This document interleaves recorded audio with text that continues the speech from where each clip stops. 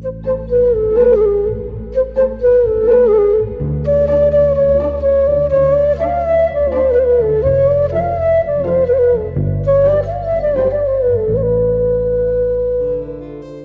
फिर बाबा नानक देव घूमते हुए हसन अब्दाल के जंगल में जा निकले। गर्मी सख्त थी, चिलचिलाती धूप, चारों ओर सुनसान, पत्थर ही पत्थर, रेत ही रेत, झुलसी हुई झाड़ियाँ, सूखे हुए पेड़, दूर तक मनुष्य की जाति नजर नहीं आती थी। और फिर अम्मी, मैंने उत्सुकता से पूछा। बाबा नानक अपने ध्यान में मग्न चलते जा रहे थे कि उनके शिष्य मर्दाने को प्यास लगी, पर वहाँ पानी कहाँ। बाबा ने कहा, भाई मर्दाने, सब्र करो, अगले गांव पहुंचकर जितना तुम्हारा जी चाहे पानी पी लेना।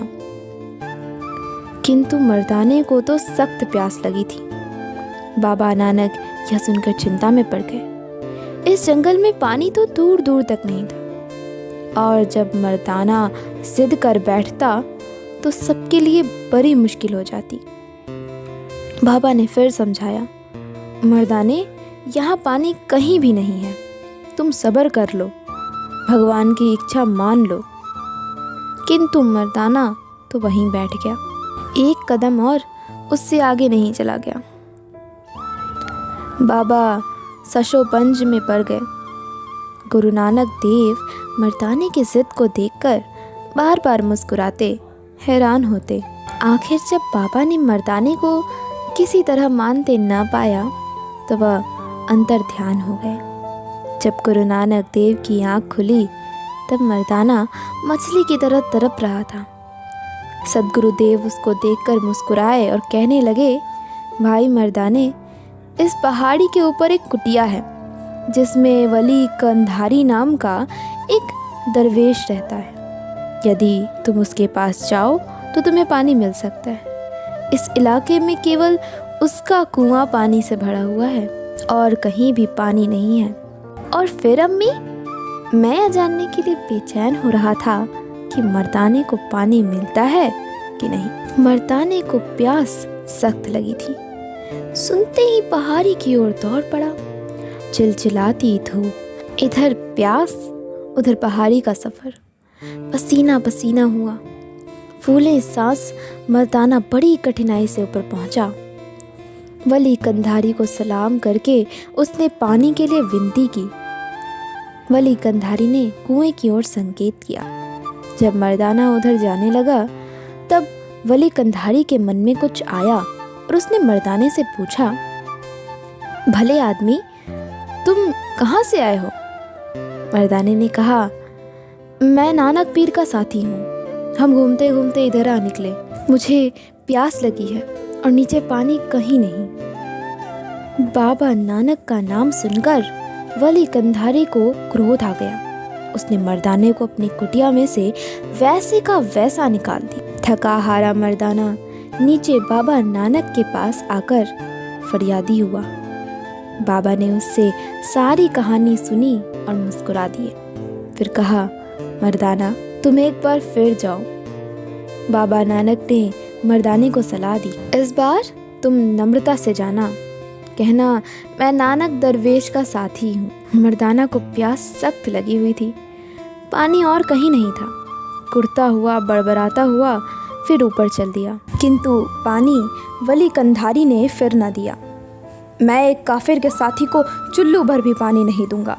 वली कंधारी ने मर्दाने को फिर वैसा का वैसा लौटा दिया। जब मर्दाना इस बार नीचे आया तो उसका बुरा हाल था। उसके होठों पर पपड़ी जमी थी, मुंह पर हवाइयाँ उड़ रही थी। यूँ लगता था कि मर्दाना घड़ी है या फल है। बाबा नानक ने सारी बात सुनी और मर्दाना को धन निरंकार कहकर एक बार फिर वली के पास जाने के लिए कहा। हुक्म का बंधा मर्दाना चल दिया, लेकिन उसको पता था कि उसकी जान रास्ते में ही कहीं निकल जाएगी। मर्दाना तीसरी बार पहाड़ी की चोटी पर वली कंधारी के चरणों में जा गिरा। किंतु क्रोध में जल रहे फकीर ने उसकी विनती को इस बार भी ठुकरा दिया। नानक अपने आप को पीर कहलवाता है और अपने मुरीद को पानी की एक घूंट नहीं पिला सकता। वली कंधारी ने लाख लाख ताने दिए। मर्दाना इस बार जब नीचे आया, प्यास से निर्बल बाबा नानक के चरणों में वह बेहोश हो गया। गुरु नानक ने मर्दाने की पीठ पर हाथ फेरा, उसको हौसला दिया, और जब मर्दाने ने आंखें खोली, बाबा ने उसे सामने एक पत्थर उखाड़ने के लिए कहा। मर्दाने ने पत्थर उठाया और नीचे से पानी का झरना फूट निकला, जैसे एक नहर पानी के बहने लगी हो, और देखते देखते चारों ओर पानी ही पानी हो गया। इतने में वली कंधारी को पानी की आवश्यकता हुई।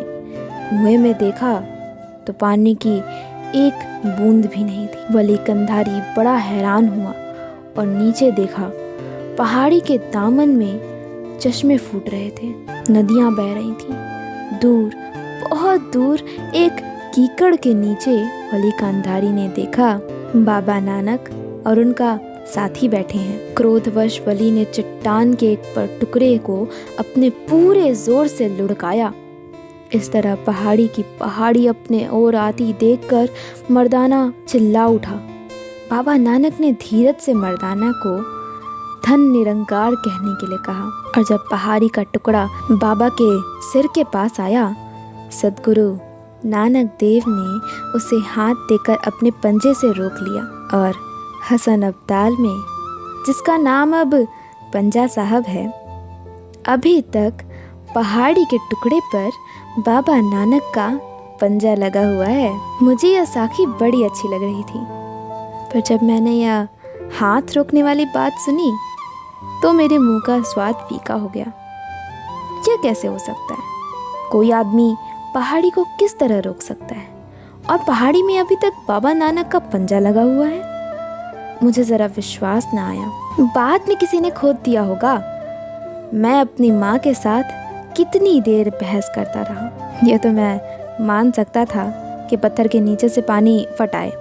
विज्ञान ने कई ऐसे विधान बताए हैं जिनसे जिस स्थान पर पानी हो इसका पता लगाया जा सकता है, पर एक आदमी का लुढ़कती हुई आ रही पहाड़ी को रोक लेना, मैं नहीं मान सकता था। मैं नहीं मान रहा था, और मेरी माँ मेरे मुंह की ओर देखकर चुप हो गई। कोई लुढ़कती हुई आ रही पहाड़ी को कैसे रोक सकता है? मुझे जब भी इस साखी का ख्याल आता, एक फीकी सी हंसी मैं हंस देता। फिर कई बार यह साखी गुरुद्वारे में सुनाई गई, किंतु पहाड़ी को पंजा से रोकने वाली बात पर मैं हमेशा सिर मारता रहता। यह बात मैं नहीं मान सकता था। एक बार यह साखी हमारे स्कूल में सुनाई गई।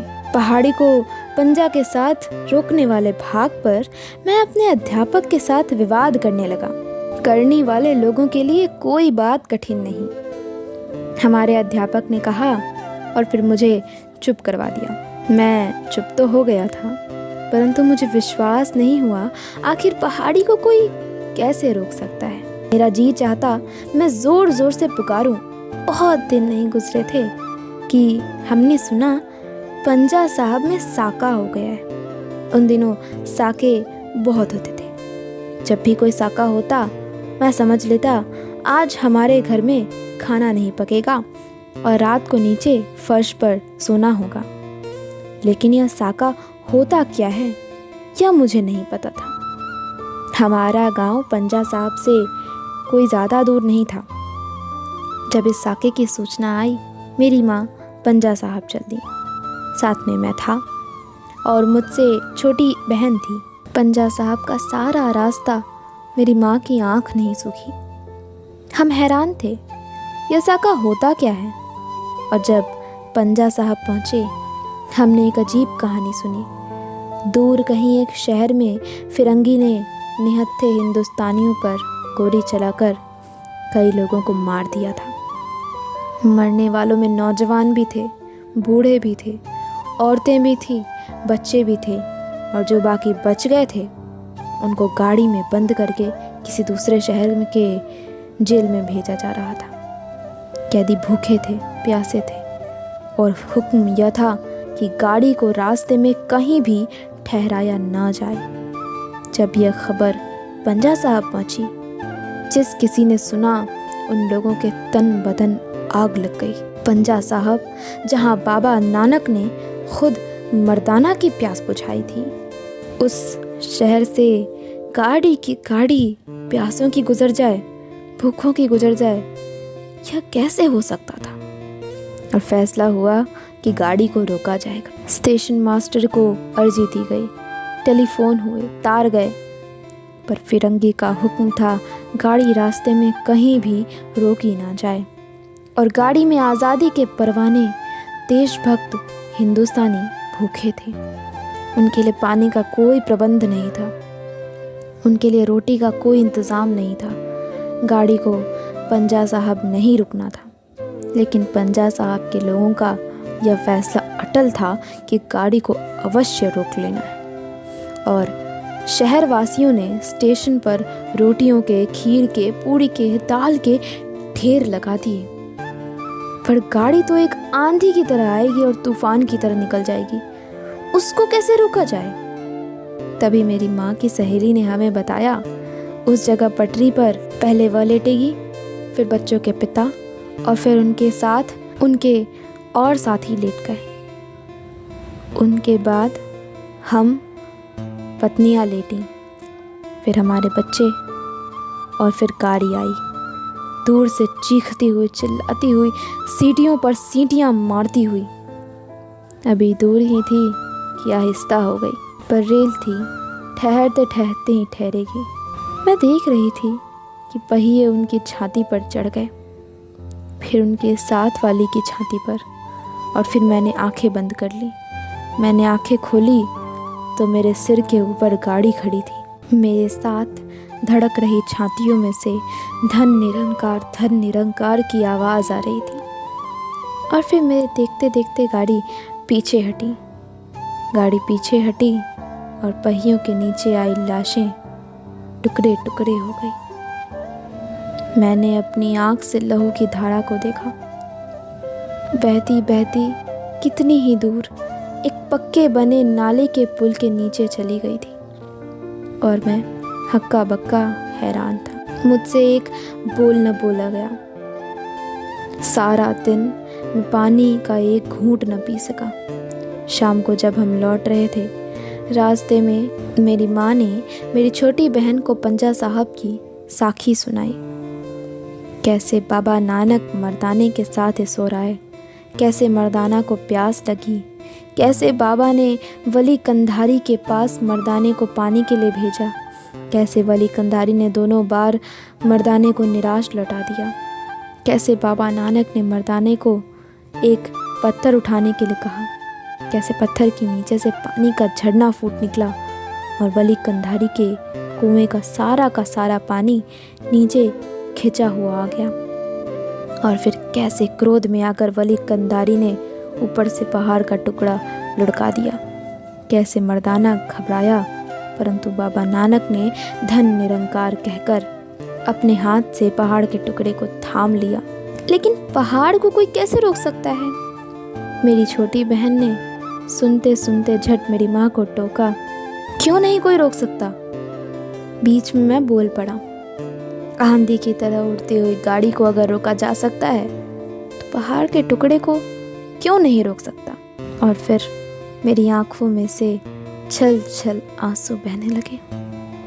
करने वाले उन लोगों के लिए जिन्होंने अपनी जान पर खेलकर ना रुकने वाली ट्रेन को रोक लिया था और अपने भूखे प्यासे देशवासियों को रोटी खिलाई थी, पानी पहुंचाया था। धन सद्गुरुदेव नानक देव जी और उनके छांव और आशीर्वाद से इस धरा पर आया वीरों का समाज, हमारा सिख समाज, जिन्होंने भारत माता व भारत भूमि के लिए अतुलनीय त्याग और बलिदान किया।